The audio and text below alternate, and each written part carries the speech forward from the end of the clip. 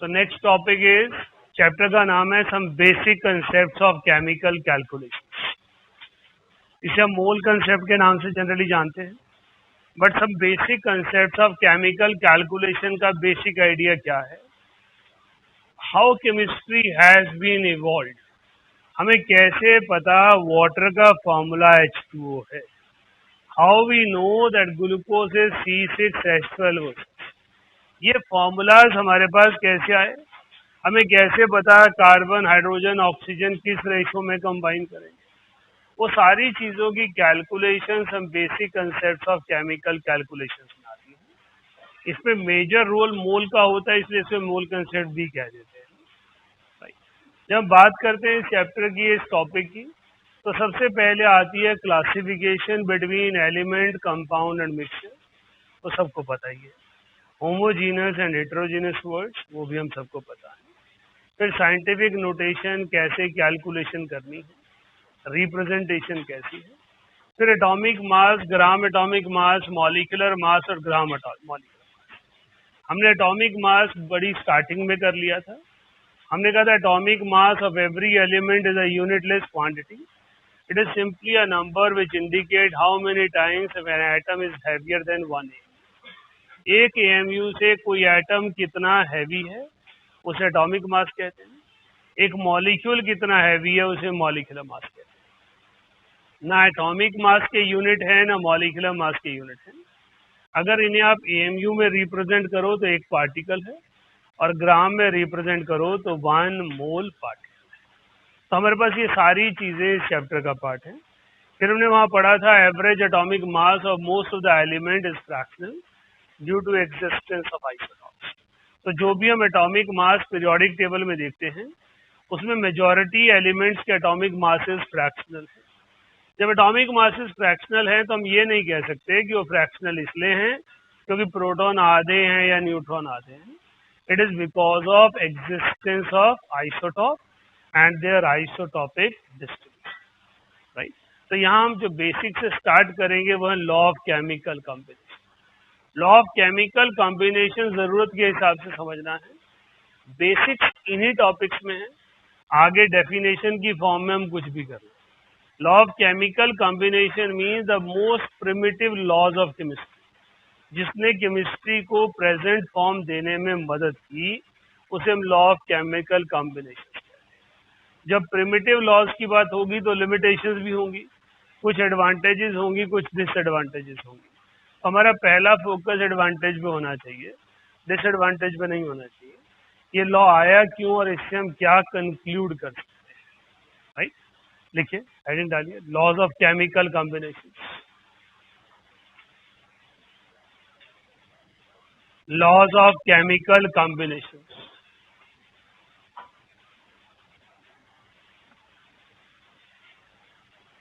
These laws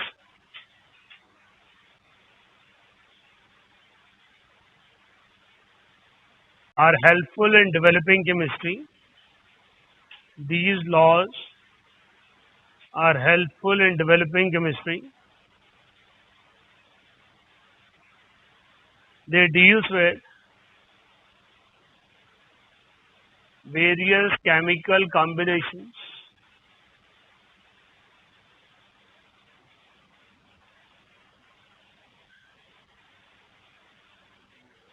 various chemical combinations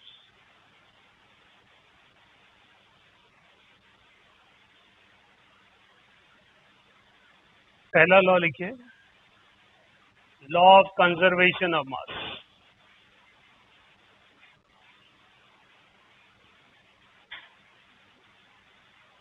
law of conservation of mass.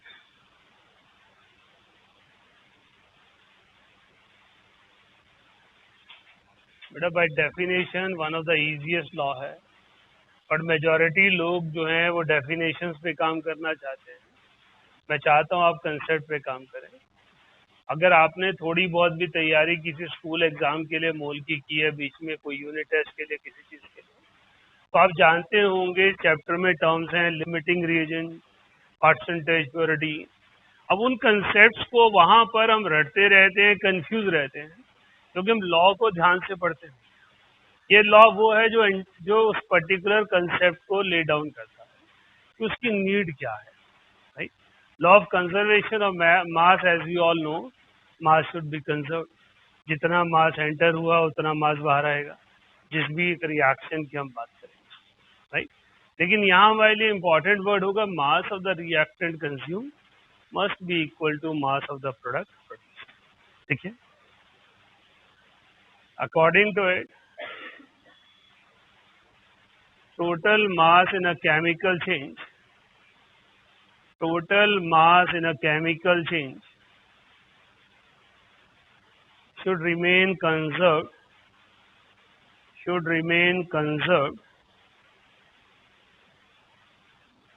which means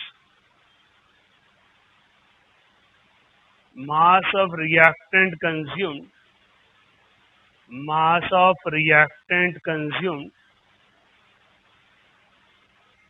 is equal to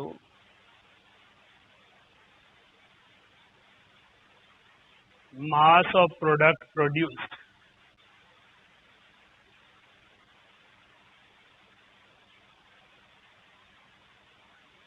reactant consume को underline कर लें। ये law कहता है कि जो मास टोटल एक रिएक्शन में है वो कंजर्व्ड है, ये तो सही है, लेकिन जो मास रिएक्टेंट का कंज्यूम होगा वही प्रोडक्ट बनाएगा। आपने मास ऑफ रिएक्टेंट कितना भी रिएक्शन में डाला हो वो प्रोडक्ट नहीं बनाएगा, वो प्रोडक्ट बनाएगा जो रिएक्शन में कंज्यूम हो रहा है। ये एक वेल नोन रिएक्शन है जो हम सभी जानते हैं। जब सोडियम मेटल को वाटर में ऐड करते हैं तो सोडियम हाइड्रोक्साइड और हाइड्रोजन गैस।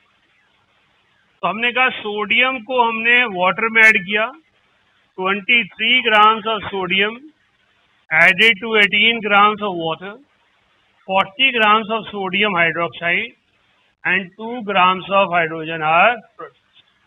तो जब हमने मासेस देखे तो रिएक्टेंट के 41 हैं, प्रोडक्ट के 42 हैं, ये मास बराबर नहीं। इसका मतलब कोई चीज मिस कर रहे हैं। हम क्या मिस कर रहे हैं? बैलेंसिंग मिस कर रहे हैं। तो जिस पर्टिकुलर लॉ ने पहली बार इक्वेशन बैलेंसिंग के कंसेप्ट को लाया वो लॉ ऑफ कंजर्वेशन। वो कहता है कि रिएक्टेंट का मास जितना कंज्यूम हुआ है उतना ही मास प्रोडक्ट का बनना चाहिए। अगर मेरे पास 41 ग्राम वाटर और सोडियम कंज्यूम हुए हैं तो प्रोडक्ट भी 41 होना है। अगर प्रोडक्ट 42 बन रहा है इसका मतलब इक्वेशन लिखने में कोई गलती है। तो हमारे पास सोडियम को, वाटर को और NaOH को बैलेंस करेंगे तो ओवरऑल इक्वेशन बैलेंस हो जाएगी। 46 gram react with 36 gram so as to give 80 grams and 2 grams. So here the mass of reactant consumed is equal to mass of product produced. अब इसने एक लिमिट लगा दी कि 46 ग्राम सोडियम जब भी आपको रिएक्ट करवाना होगा तो आपको 36 ग्राम वाटर डालना ही होगा। अब लेट से मैंने 46 ग्राम सोडियम को 100 ग्राम वाटर में डाल दिया, तो क्या जितना रिएक्टेंट मैंने डाला है उतना प्रोडक्ट बनेगा? नहीं, क्योंकि वाटर कितना रिएक्ट होना है? ओनली 36। तो at the end of reaction जो ये प्रोडक्ट मिलेगा मुझे 82 ही मिलेगा, चाहे मैंने 146 ग्राम रिएक्टेंट डाला। तो मेरे डालने से रिएक्शन नहीं होना है, रिएक्शन अपने आप होना है। तो बैलेंस्ड इक्वेशन इसलिए चाहिए ताकि मैं पता लगा पाऊं कितनी अमाउंट रिएक्टेंट की कंज्यूम होगी, किस रिएक्टेंट की कितनी अमाउंट को दूसरे रिएक्टेंट की कितनी अमाउंट चाहिए। This is called law of conservation of मास। ये कहता है कि रिएक्टेंट का जितना मास कंज्यूम होगा उसके बराबर ही मास प्रोडक्ट का प्रोड्यूस होगा। जब हम बैलेंस्ड इक्वेशन लिखते हैं वो हमें लिमिट लगाकर देता है कि कितना मास एक सब्सटेंस का कितने मास दूसरे सब्सटेंस से रिएक्ट कर सकता है। अगर आपके पास 18 ग्राम ही वाटर है और आपने 46 ग्राम सोडियम डाला है तो एंड में 23 ग्राम सोडियम आपके पास डेफिनेटली बच जाएगा, क्योंकि 36 ग्राम combine with 46, so if we have only 18 gram, all 46 cannot combine because their mass ratio of combination is 36 to 46, right? ठीक है. This law is responsible for, बोलो आप पूछो, भूल जाओगे फिर. हाँ जी. पहले केस में सोडियम 46 और 100, जब 46 ये लिया और 100 ये लिया तो पहले खत्म हो गया. ये 18 लिया, हाँ, जिसका एज पर रिक्वायरमेंट कम हो, वहां पढ़ाऊंगा भी छुप जा. क्या लिखा है? This law is responsible for balancing of chemical equations, balancing of chemical equations and developing concepts of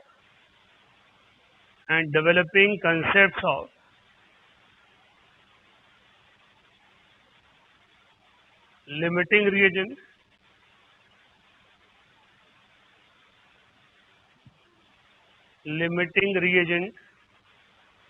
comma, percentage purity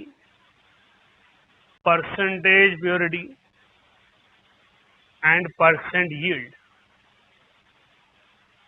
and percentage purity and percentage yield, yield. It also helps in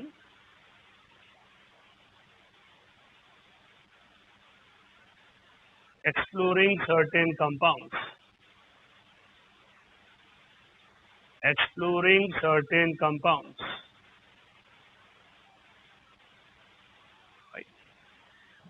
बेटा हमने सभी ने कहीं ना कहीं history पढ़ी है, literature अलग अलग कंट्रीज के पढ़े हैं. हम सभी जानते हैं कि अगर हम बहुत पुराने टाइम की बात करें किसी भी पार्ट ऑफ द वर्ल्ड में, तो वहाँ पे अंधविश्वास थे, भूत प्रेत अटरम शटरम बहुत सारी चीजें, राइट. तो अगर हम अभी भी है की बात नहीं कर रहा हूँ, कैल्शियम कार्बोनेट को मैंने हीट किया, कैल्शियम ऑक्साइड बना, तो मैंने 100 ग्राम कंपाउंड को हीट किया और हीट करने के बाद 56 ग्राम. हम उस टाइम की बात कर रहे हैं जब उन्हें नहीं पता था कैल्शियम कार्बोनेट मार्बल का टुकड़ा था. एक पर्टिकुलर वेसल में मार्बल के टुकड़े को रखा और जैसे जैसे हीट करते गए उसका मास कम होता गया. अब कोई एक्वस सॉल्यूशन तो है नहीं, एफर्वेसेंस प्रोड्यूस हुआ दिख गया, राइट. और कार्बन डाइऑक्साइड की नेचर क्या होती है? Odourless colourless gas. Odourless colourless है, मुझे आपको नहीं दिखती तो साइंटिस्ट को वहां दिखी होगी, वो तो मेरे आपके जैसी है. कार्बन डाइऑक्साइड अभी भी मैं बोल रहा हूँ तो कहीं तो जा ही रही है, तो मैं दिख सुन रही पकड़ के ले आऊँ कहीं से, राइट. तो इसका मतलब पहली बार क्या सोचा होगा, ये तो कोई भूतिया काम है, मास तो लॉस हो गया. पर लॉ ऑफ कंजर्वेशन ऑफ मास ने कहा ऐसा नहीं है. Total mass in a reaction always remain conserve. अगर आपको मास डिसअपियर होता दिखाई दे रहा है तो there must be some substance जिसकी आपको नॉलेज है, राइट. तो हमने उसे एक्सप्लोर किया और आज हम जानते हैं कि इसके साथ कार्बन डाइऑक्साइड गैस बननी है जिसका मास 44, right. So law of conservation of mass is mass of reactant consumed must be equals to mass of product produced. If you are not able to notice certain mass loss, there must be some orderless, gaseous, colorless substance जिसकी वजह से ऐसा हो रहा है, right. तो हमारे पास law of conservation of mass खाली लॉ नहीं है बोलने के लिए कि मास की बात कर रहा है, वो बियॉन्ड दैट है. वो हमें समझाता है कि एक कंसेप्ट में, एक रिएक्शन में जो चीज कंज्यूम हो रही है और कोई दूसरी चीज प्रोड्यूस हो रही है उसका आपस में रिलेशन क्या है, अमाउंट का भी और chemical composition.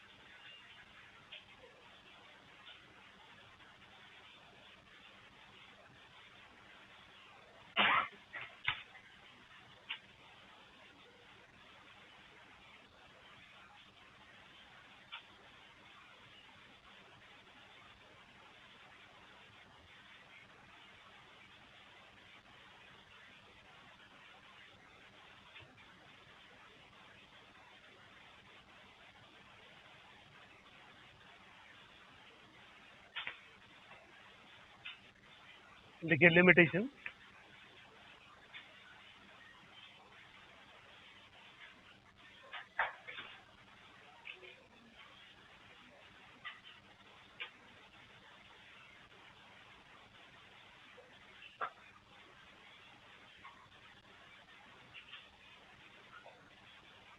nuclear reactions are limitation, nuclear reactions are limitation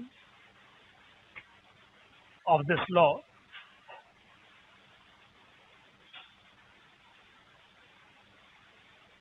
हाँ जी ऋतिक, बता सकते हो कैसे? न्यूक्लियर रिएक्शंस इस लॉ की लिमिटेशन है, क्यों?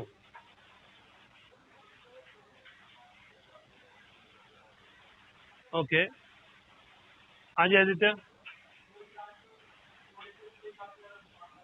ओके, हाँ जी आदित्य बल सर।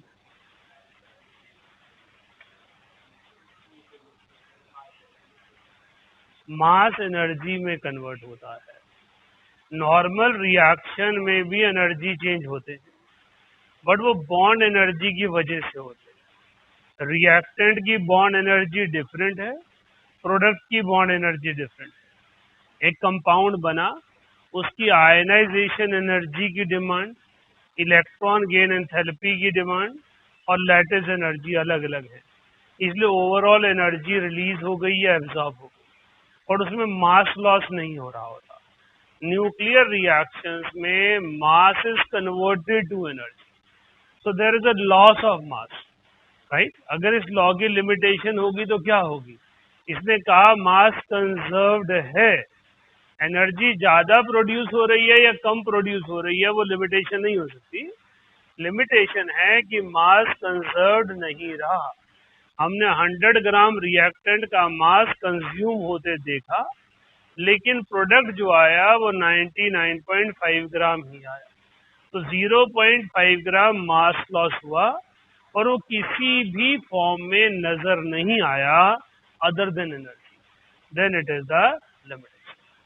लिखिए, in these reactions, in these reactions mass is converted to energy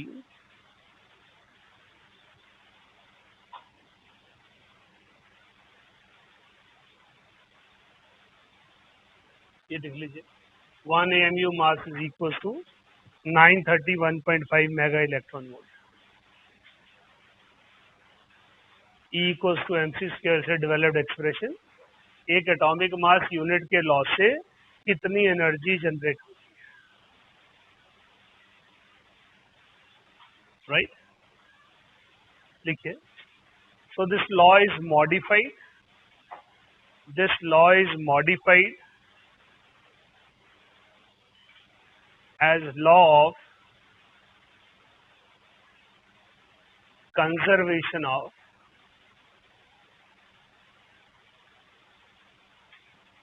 mass as well as energy।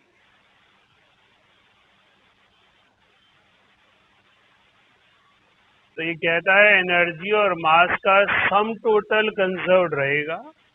अगर मास लॉस हुआ है तो इक्वी प्रोपोर्शनेट अमाउंट में एनर्जी प्रोड्यूस होगी, एनर्जी लॉस हुआ है तो सर्टेन मास जनरेट होगा, बट एनर्जी और मास का टोटल वैल्यू जो है वो कंजर्व है। लेकिन इस पर्टिकुलर मॉडिफिकेशन की जरूरत सिर्फ न्यूक्लियर रिएक्शन में है, रेस्ट रिएक्शंस में मास कंजर्व्ड ही रहता है। क्लियर है? नेक्स्ट लिखें।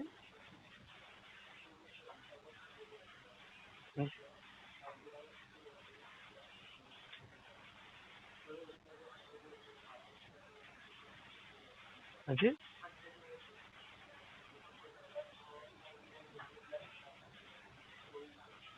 इक्वल हुआ ना, उसकी एनर्जी से तो कंसर्न नहीं है ना, मास तो मास से कंसर्न है ना, उसकी एनर्जी के बराबर तो 90 AMU में आई होगी ना energy.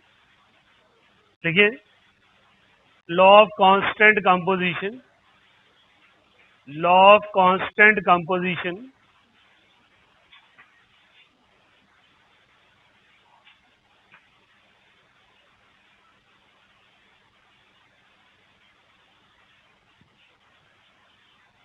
Law of constant composition.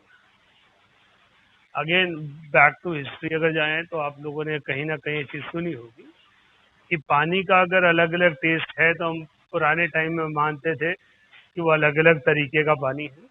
नदी का पानी अलग है, लेक का पानी अलग है, समुद्र का पानी अलग है। मैं कल परसों ही कोई स्टोरी सुन रहा था, वैसे तो पहले से ही पता थी, वो कैलाश की यात्रा की बात कर रहे थे। वहाँ पर मानसरोवर लेक है और एक राक्षस ताल है। तो जो व्यक्ति था वहाँ पे वो कहता राक्षस ताल है क्योंकि उसका पानी खारा है, मानसरोवर लेक है कि उसका पानी मीठा है। राइट। तो पुराने टाइम में माना जाता था पानी ही अलग अलग है, लेकिन लॉ ऑफ कांस्टेंट कंपोजिशन है का पानी अलग अलग नहीं है, उसके अंदर डिजॉल्व इम्प्योरिटीज अलग है। राइट। तो पानी का फॉर्मूला तो सेम है, H2O2:1 atomic ratio, 1:8 mass ratio. लेकिन अगर आपको पानी के टेस्ट में डिफरेंस लग रहा है तो इसका मतलब उसके अंदर जो डिजॉल्व मैटर है वो चेंज। हम जानते हैं बहुत सारा पानी हमें ट्रांसपेरेंट क्लियर वाटर ही दिखाई देता है, लेकिन अगर उसे हम टेस्ट करें तो बता सकते हैं कि उसके अंदर और क्या चीज है, सॉल्टेड है, स्वीट है, कोई और मिनरल्स है। आरओ में कॉमनली अब घरों में उसको रेगुलेट करवाते हैं type A, type B, type C, कि मिनरल कंटेंट हमें कितना चाहिए। तो हमें पानी तो वो क्लियर ही दिख रहा होता है। तो जब पहली बार ये लॉ डेवलप किया गया तो उस टाइम तक पानी का मतलब अलग अलग टाइप का पानी था। राइट। एक पानी कड़वा पानी, एक खट्टा पानी, एक मीठा पानी। Right. So right now we say that all of them are same water molecules. They all have same chemical composition. Their chemical composition remains unaffected. Only dissolved substances change. That's why the nature of water। तो law of constant composition कहता है जब दो का element मिलकर कोई compound बनाते हैं सेम मास रेशो में तो सेम ही कंपाउंड मिलता है। मेथड ऑफ प्रिपरेशन कोई भी लिखिए। When two elements combine with each other, when two elements combine with each other in the fixed ratio by mass,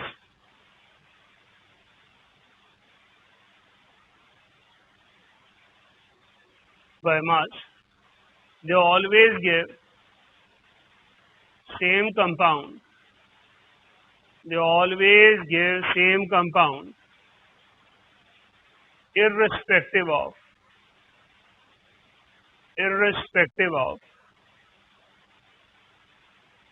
method of preparation।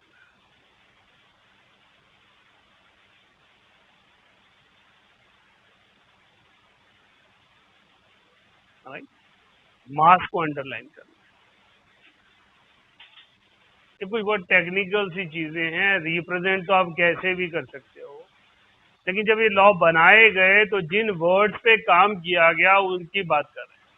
हमने कहा water is a compound which has a molecular formula H2O where hydrogen and oxygen are combining in the ratio of 2:1 by atomic। लेकिन हम इसे atomic ratio में नहीं लेते, मास ratio में लेते हैं। तो अगर एग्जाम में कोई क्वेश्चन आ जाता है तो आपको इसको मास रेशियो में समझाना है। It means hydrogen and oxygen when combine in the mass ratio of 1:8 always water is form.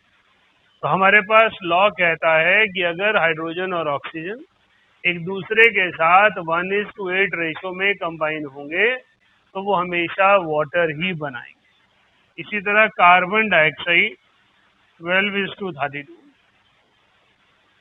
3:8। So when carbon and oxygen combine in the mass ratio of 3:8, carbon dioxide is formed। So law of constant composition says that the composition by mass remain same। तो mass ratio जो है वही आएगी जो हमारे पास एक method में या दूसरे में। POAC is principle of atomic conservation. Principle of atomic conservation.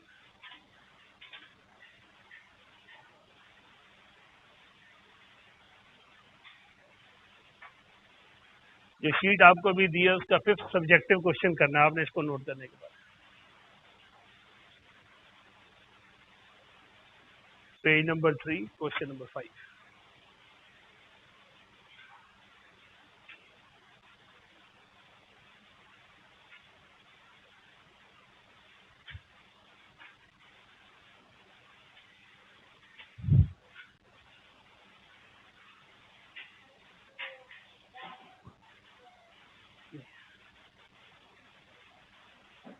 पिछले बैच में असाइनमेंट किया स्टेटस तो निकल गया। चलो मेरे पहले बैच की होती है अर्जेंसी तो बाकी।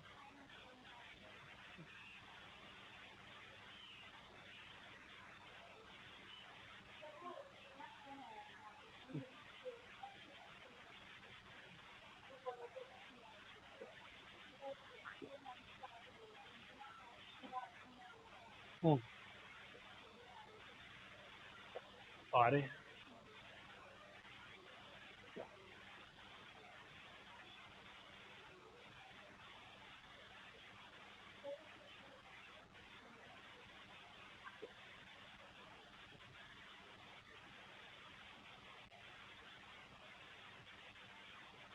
आप कैसे हो?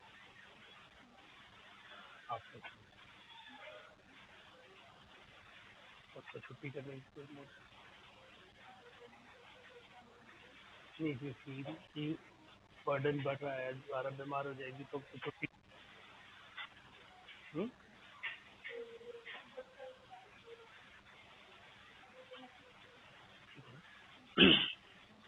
ये वीक खींच लेते हैं।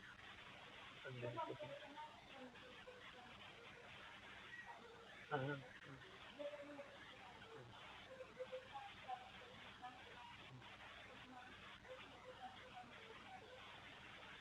चलो बात करते हैं। इस महीने तो कुछ बचेगा नहीं, फायदा क्यों ना करें, नुकसान हो जाएगा, देख लेंगे ना।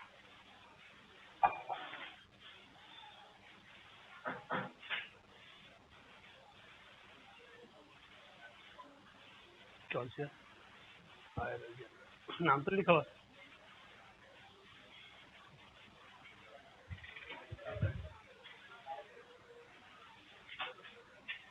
हाँ जी, हो गया क्वेश्चन नंबर 5। अरे ऐसा कोई बड़ा क्वेश्चन भी नहीं है। हाँ जी, दे देंगे। दीदी जी, अच्छा हो, भूल गया मैं।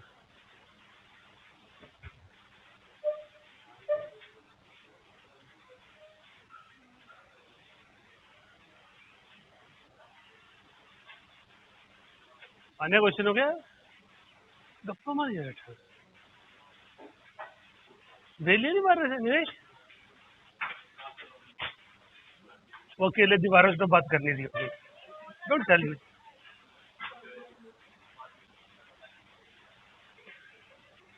फालतू मत बोली जा, इतना मुझे भी पता है।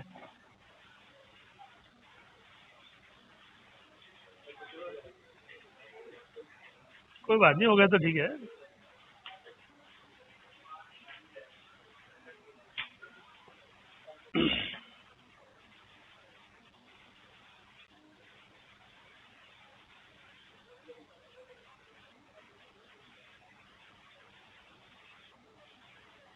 अजय, पता नहीं होता कुछ, मुझे नहीं पता, कोई आइडिया नहीं।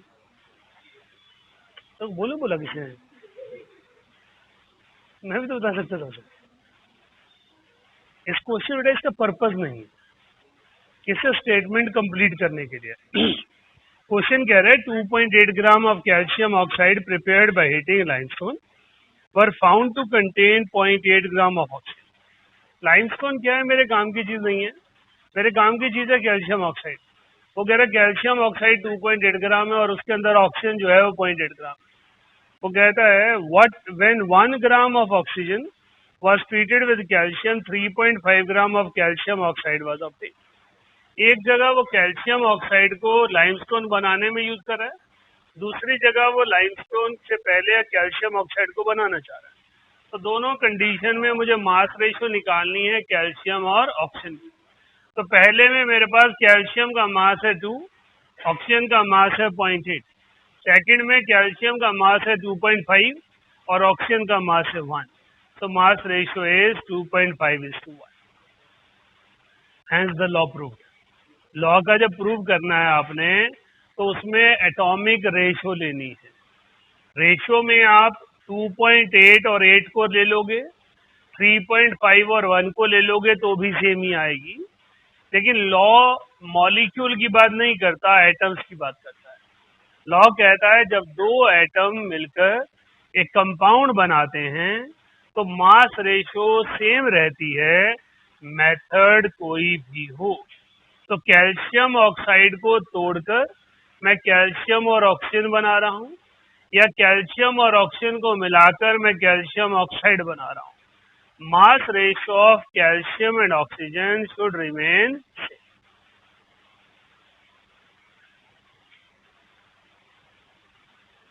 नेक्स्ट लिखिए लिमिटेशन। हाँ जी, हाँ वो आप जैसे मर्जी कर दीजिए, बट आपका जो भी फ्रैक्शन होगा दोनों में सेम दिखना चाहिए। हाँ ऐसे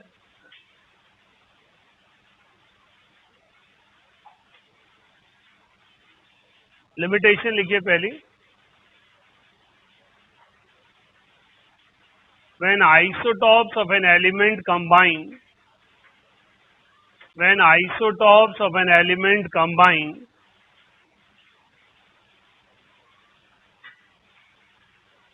then chemically similar compound is obtained. Chemically similar compound is obtained although mass ratios are different. Chemically similar compounds are obtained although mass ratio is different.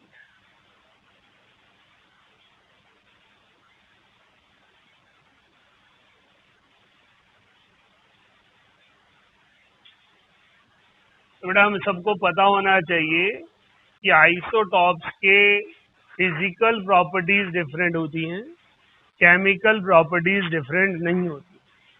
तो वाटर बनाने के लिए किसी एक जगह प्रोटियम यूज हुआ, किसी दूसरी जगह ड्यूट्रियम यूज हुआ, किसी तीसरी जगह ट्रीटियम यूज हुआ। ड्यूट्रियम वाले वाटर को D2O लिखते हैं और ट्रीटियम वाले को T2O लिखते हैं। अब हाइड्रोजन ऑक्सीजन मिलाकर जो ये कंपाउंड बना रहे हैं, हम इन तीनों कंपाउंड्स को वाटर कहते हैं। इसमें mass ratio 1:8, mass ratio 1:4, mass ratio 3:8। So mass ratios are changed although we get similar compound। तो हमने कहा यहाँ पर कैल्शियम कार्बोनेट वाटर से रिएक्ट करके कैल्शियम हाइड्रोक्साइड और एसिटाइलिन बनाता है, तो हैवी वाटर और रेडियो एक्टिव वाटर भी सेम ही करेंगे because their chemical properties are same. So elements are combining in the different mass ratios, yet they are giving chemically similar compound। तो isotopes की एग्जिस्टेंस की वजह से लॉ में लिमिटेशन आई। या आप ये कहिए लॉ फ्रेम हो चुका था, इसलिए हम आइसोटॉप को और आसानी से एक्सप्लोर कर पाए, क्योंकि कंपाउंड की केमिकल नेचर सेम थी, लेकिन अलग अलग रिसोर्सेज से मिलने वाले कंपाउंड में कुछ डिफरेंस आया। फिर उसको स्टडी किया गया, मासेस डिफरेंट थे, इलेक्ट्रॉनिक स्ट्रक्चर सेम था। इसका मतलब एलिमेंट के आइसोटॉप्स एग्जिस्ट कर रहे हैं, राइट। आप सभी जानते हैं हम 92 के आगे ट्रांस यूरेनिक एलिमेंट्स पढ़ते हैं। All transuranic are man made synthetic elements. अब सिंथेटिक एलिमेंट्स पता कैसे चलते हैं, एटम में किसी को दिखते तो है नहीं। तो how we analyse that the something new has been obtained by these types of application.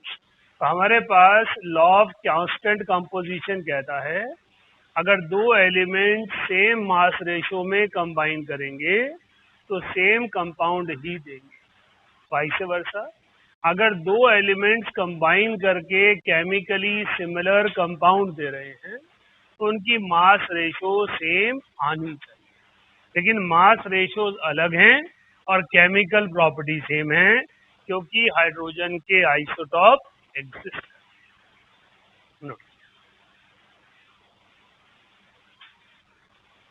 ये टेक्निक ऑर्गेनिक में ट्रेसर टेक्निक के नाम से जानी जाती है। हम हैवियर आइसोटॉप लेकर मैकेनिज्म ट्रेस करते हैं, रिएक्शन कैसे हुआ होगा।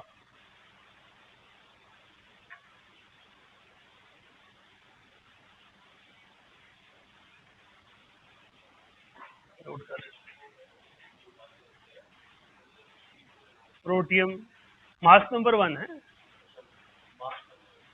हेड पे मास नंबर लिखते हैं ना, फुट में एटॉमिक नंबर लिखते हैं। हाँ, 1 न्यूट्रॉन एक्स्ट्रा हो जाता है।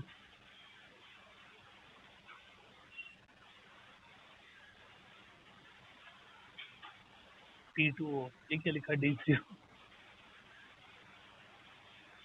एक्चुअली इसका ध्यान ना तेरी बात होता है, अब तक अंदर से ज्यादा अच्छा न्यूक्लियस एक्स्ट्रा हो जाता है, तो इसके बाद मैं थोड़ा इनोवेट हो जाऊँ, मैं एटम ही एक्स्ट्रा कर देता हूँ।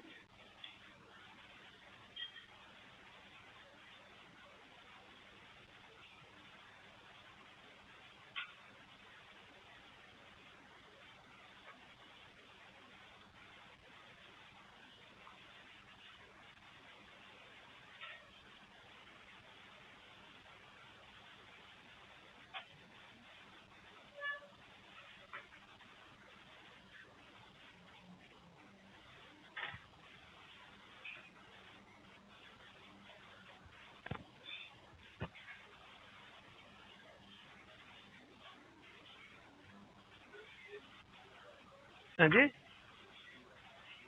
Calcium carbide, calcium carbide MOT के असाइनमेंट में होगा ना।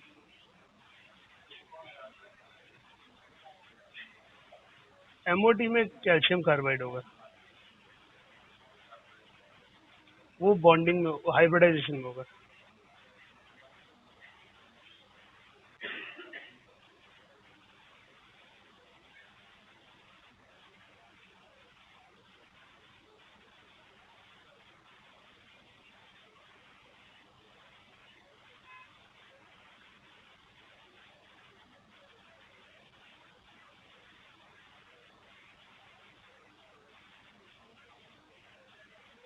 नेक्स्ट लिखिए।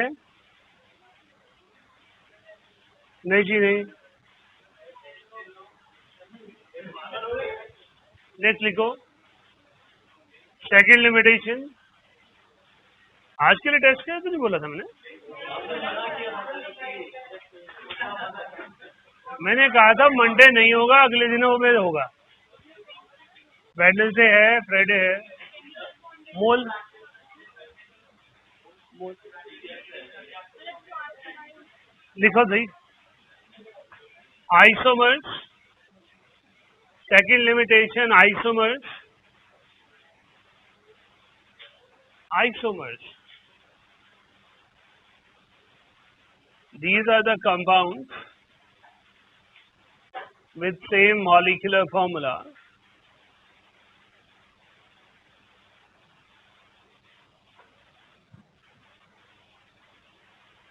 so atoms are combining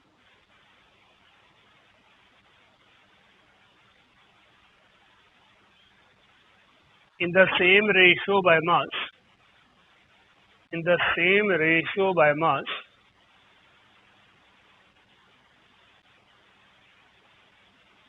yet different compounds are obtained, yet different compounds are obtained.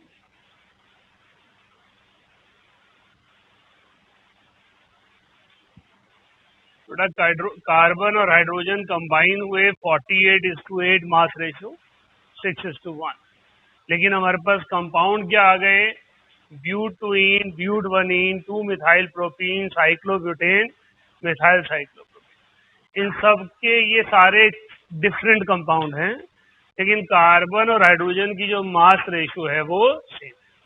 So law कह रहा था अगर मास रेशियो सेम रहेगी तो कंपाउंड सेम आएगा, लेकिन आइसोमर्स की एग्जिस्टेंस कहती है मास रेशियो सेम होने के बावजूद कंपाउंड्स डिफरेंट हो सकते हैं due to different possible arrangement.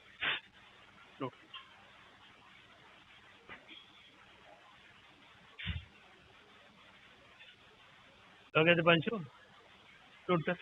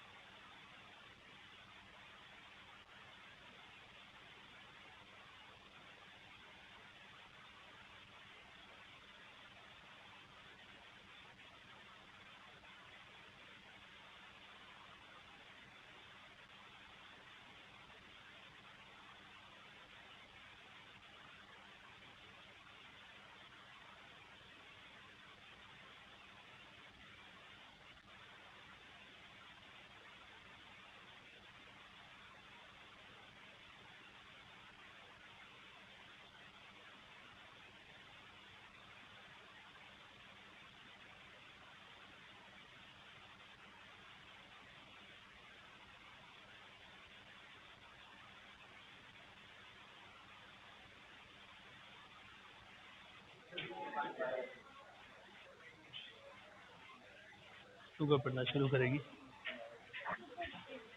कम पड़ती है, छूट तो ऐसी।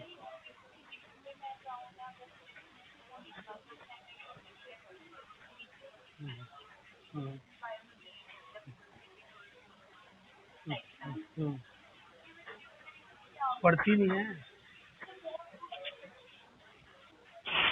गप्पे मारती रहेगी।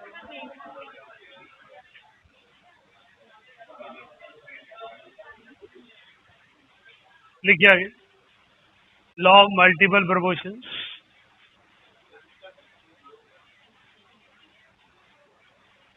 Law of multiple proportion,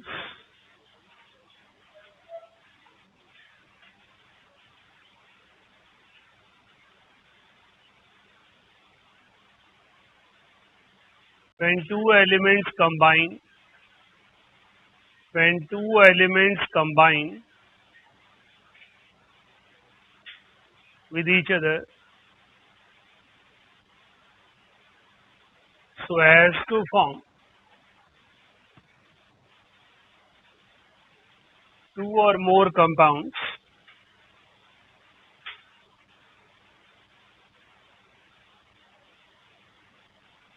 then the ratio in which one element combines with, the ratio in which one element combines with fixed mass of other, fixed mass of other will be a simple whole number ratio, will be a simple whole number ratio. Repeat karaun. When two elements combine with each other so as to form one or more compounds, then the ratio in which one element combines with fixed mass of other, fixed mass को underline करें, will be a simple whole number ratio. आपको laws पे question कैसे आते हैं? Prove by using given data this और that law. तो आपको लॉ दिया है, सॉरी डाटा दिया है और आपको डाटा की सपोर्ट से लॉ को प्रूव करना है। तो ये लॉ कह रहा है कि अगर दो एलिमेंट एक दूसरे के साथ कंबाइन कर रहे हैं और एक से ज्यादा कंपाउंड बना रहे हैं, टू और मोर देन टू, वन और मोर देन टू, टू और मोर द कंपाउंड, देन अगर एक एलिमेंट का मास फिक्स होगा तो दूसरे एलिमेंट का मास रेशियो जो होगा वो होल नंबर होगा। क्या कहना चाह रहे हैं? अगर कार्बन और ऑक्सीजन मिलकर कार्बन मोनोऑक्साइड और कार्बन डाइऑक्साइड बना रहे हैं, तो कार्बन का मास फिक्स कर दिया 12 ग्राम, तो ऑक्सीजन का मास 16:32 रेशियो में कंबाइन करा, दैट मीन्स 1:2। नाइट्रोजन और ऑक्सीजन कंबाइन हुए, NO2 और N2O3 बने। अब इसमें मास किसी का सेम दिखाई नहीं दे रहा है, तो लॉ को प्रूव करने के लिए हमने इस पर्टिकुलर रेशियो को 2 से मल्टीप्लाई कर दिया। ऐसा करने से नाइट्रोजन का मास फिक्स हो गया। नाइट्रोजन का मास फिक्स करने से ऑक्सीजन के मास की रेशियो दोनों कंपाउंड्स में ली हमने, ये हो गया 64:48। तो this is simple whole number ratio. तो हमारे पास ये लॉ कहता है कि अगर एक एलिमेंट का मास फिक्स करें तो दूसरे की होल नंबर रेशियो ठीक है। अकॉर्डिंग टू दिस लॉ,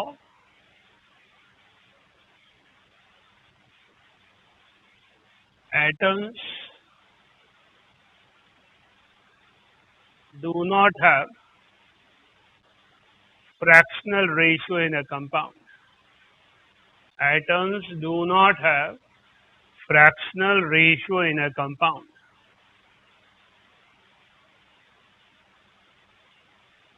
बेटा N2O3 को मैं मैथमेटिकली N2/3O NO3/2 लिख सकता हूँ, लेकिन लॉ मल्टीपल प्रोपोर्शन कहता है एटम्स फ्रैक्शन में कंबाइन नहीं करते, इसलिए आपको होल नंबर रेशियोज लेनी।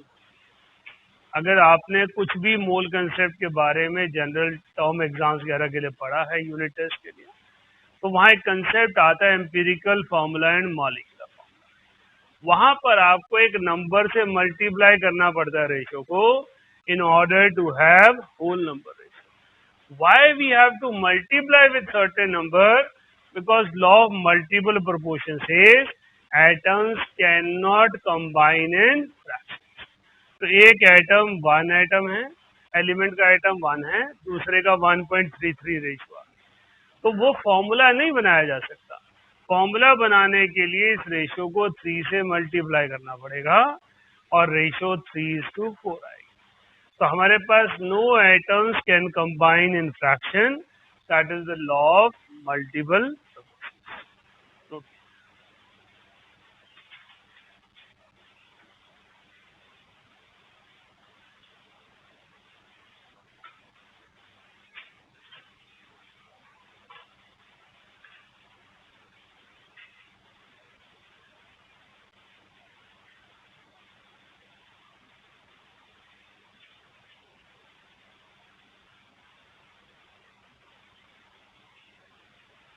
शीट कौन सी रहती है? सिर्फ 7th ही रहती है ना?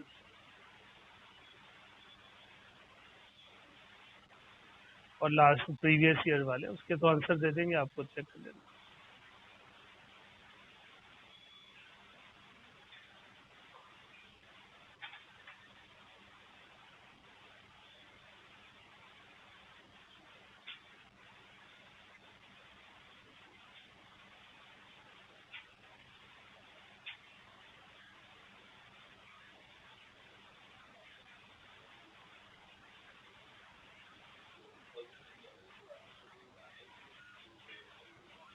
हाँ, मैंने जहाँ से सोर्स से उठाया था उसको 11 तक ही थे। Actually Nisha was not available ना, मुझे लगा चैप्टर खत्म हो रहा है तो मैंने कहीं से क्वेश्चन इकट्ठे किए और आपको भेजे। हाँ जी बेटा, वो अलग अलग से डाल देते हैं ना कि आपके पास पी ब्लॉक के क्वेश्चन भी बॉन्डिंग से रिफ्लेक्ट हो रहे होते हैं, तो बेसिकली पी ब्लॉक के क्वेश्चन है पर बॉन्डिंग में भी किए जा सकते हैं।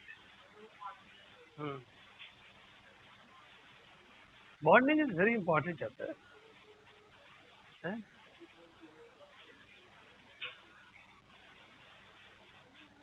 अब तो वैसे ही ज्यादा होने लग गए क्योंकि पेपर ज्यादा है, 8 स्लॉट है, तो हर साल के 8 पेपर क्वेश्चन। एक एक साल में 16 पेपर हो जाए। आपका पेपर जेई मेंस का जो है वो 4 अलग अलग टाइम स्लॉट मिलते हैं आपको, 4 दिन, और हर दिन में 2-2 स्लॉट होते हैं। सबके पेपर अलग आते हैं, तो 8 पेपर अलग हो गए। 8 पेपर जनवरी के हो गए, 8 पेपर अप्रैल के हो गए, तो 16 पेपर्स हो गए। तो every year we are 16 papers. ये तो हार्ड लक और गुड लक है। यही तो सिस्टम में प्रॉब्लम है कि किसको कौन सा आसान लगा, किसको कौन सा मुश्किल लगा। देखो, आसान और मुश्किल भी सब्जेक्टिविटी पर होती है। हम जो चीज पढ़ के गए वही आ गई तो आसान हो गया, हम जो चीज छोड़ के गए वही आ गई तो मुश्किल हो गया, है नी? तो ये तो डिपेंड करता है, बेस्ट ऑफ द टू। हाँ हाँ, उसका तो फायदा ही है। जनवरी में ट्रायल मैच, अप्रैल में फाइनल मैच, ठीक है। और जो जेई एडवांस के लिए पूरी तरह फोकस्ड है, जनवरी में फाइनल मैच, फिर एडवांस की तैयारी करें। अगर जनवरी में किसी बच्चे के 300 टच हो जाते हैं 360 में से, फिर वो अप्रैल के लिए क्यों तैयारी करेगा, फिर वो एडवांस के लिए तैयारी करेगा, राइट। तो उतने नंबर तो चाहिए ही, उससे कम क्या चलेगा। चलिए लिखिए आगे। Gay-Lussac's law of combining volume. हाँ जी, वो कर लेते हैं, पहले टॉपिक तो कर ले। लिखिए, Gay-Lussac's law of combining volumes.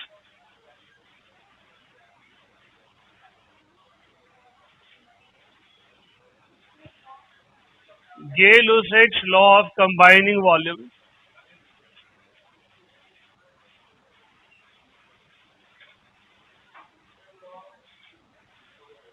Board पे लिखा हुआ है नहीं।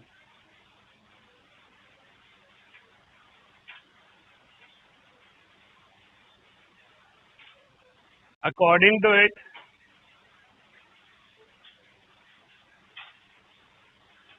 gases combine with each other. Gases combine with each other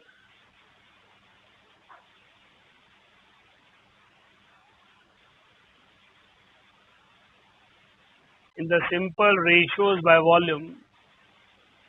In the simple ratios by volume,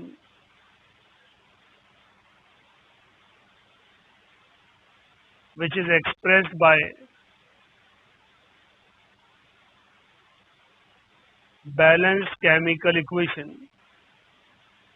which is expressed by balanced chemical equation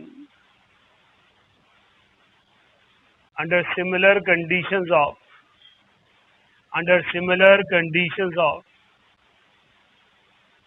temperature and pressure. Under similar conditions of temperature and pressure. If products are also gaseous,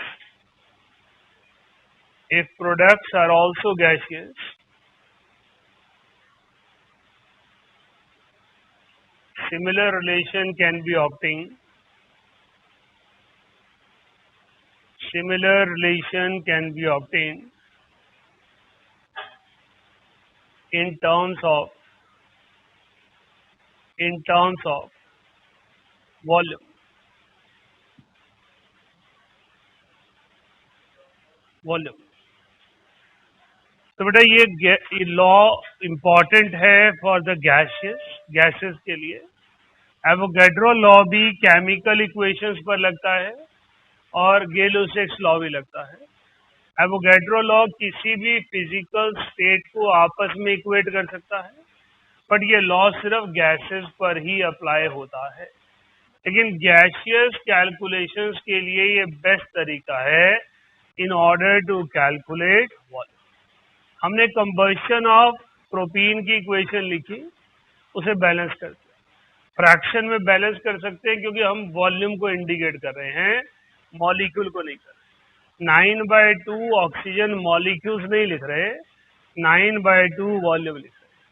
तो हम इस particular equation को जब interpret करेंगे, हम कहेंगे जो coefficient है वो वॉल्यूम की रेशियो है। सो 1 volume of protein require 9/2 volume of oxygen so as to give 3 volume of carbon dioxide and 3 volume of water। अगर हमने 3 वॉल्यूम ऑफ वाटर लिख दिया तो गलती हो जाएगी क्योंकि वो लिक्विड है। This law is not applicable for liquids, it is applicable only for gases. ये लॉ कहता है कि जब आप एक बैलेंस इक्वेशन लिखते हैं तो बैलेंस इक्वेशन के कोफिशिएंट इंडिकेट करते हैं वॉल्यूम की रेशियो। अब अगर किसी क्वेश्चन में प्रोटीन का 100 मिलीलीटर यूज करना है हमने और हमसे पूछ लिया जाए ऑक्सीजन का कितना वॉल्यूम चाहिएगा तो 1 वॉल्यूम रिक्वायर 9/2 वॉल्यूम, तो 100 millilitre require 9/2 into 100। So what volume of carbon dioxide is produced? 3 into 100। तो हमारे पास जो वॉल्यूम की रेशियो है वो वही रेशियो है जो कोफिशिएंट की रेशियो। तो जब हम एक बैलेंस इक्वेशन लिखते हैं तो गैसेस के कोफिशिएंट उनके वॉल्यूम की रेशियो को रिप्रेजेंट।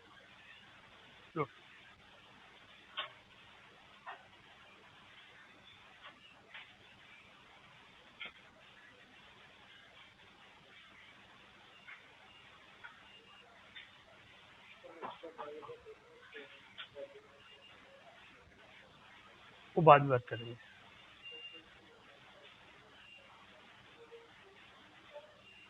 हैं?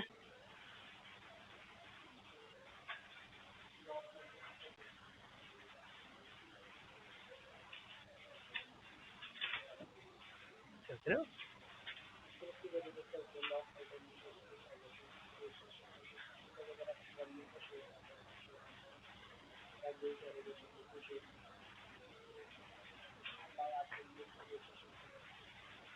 पता नहीं आप क्या कह रहे हो, मैं नोट करो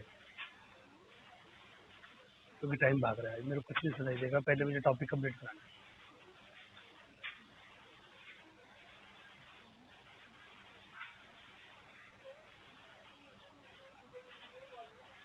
वॉल्यूम मिलीलीटर मीन्स वॉल्यूम ना,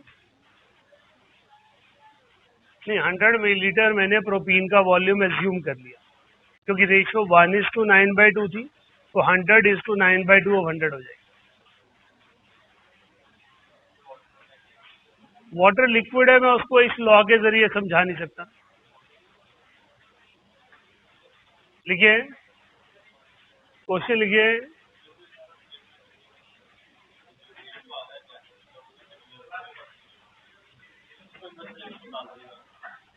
वगैरह जो इक्वेशन से रेशियो आ रही है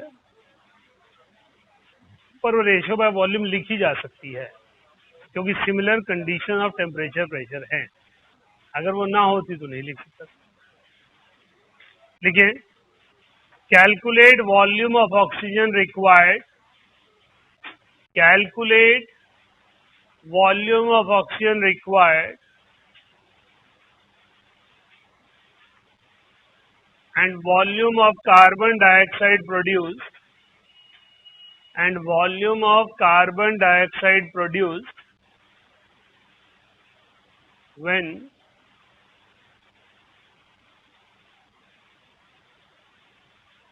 200 milliliter of butane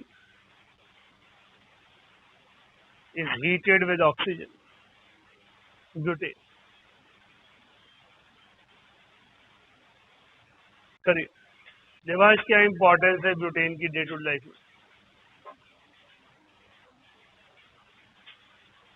पता नहीं। आर्यन, ब्यूटेन की क्या इंपॉर्टेंस है डे टू डे लाइफ में? LPG, LPG isobutane and propane का मिक्सचर होती है, C4H10।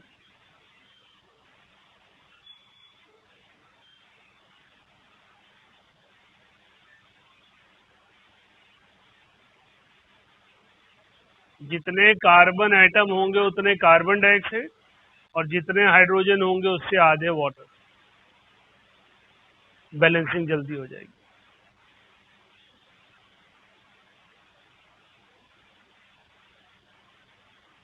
C4H10 8 थोड़ी ना बोला कर भाई।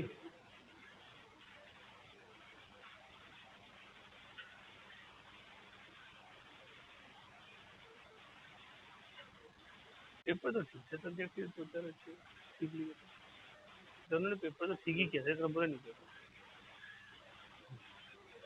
हो गया चल ठीक है, कितना आ गया है?